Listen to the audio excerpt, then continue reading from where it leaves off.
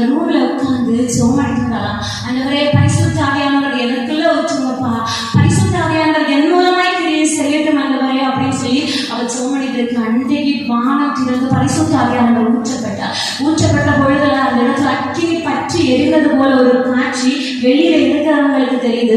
இவங்க எல்லாம் ஓடி போய் பாக்குறாங்க, ரூமுக்குள்ள என்னது தீ பற்றி எரியுது அப்படின்னு சொல்லி பாக்குறாங்க.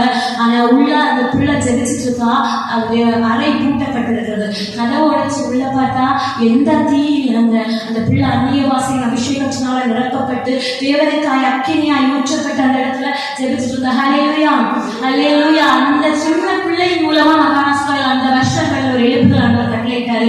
இன்னைக்கு நீங்க ஒப்பு கொடுங்க. சின்ன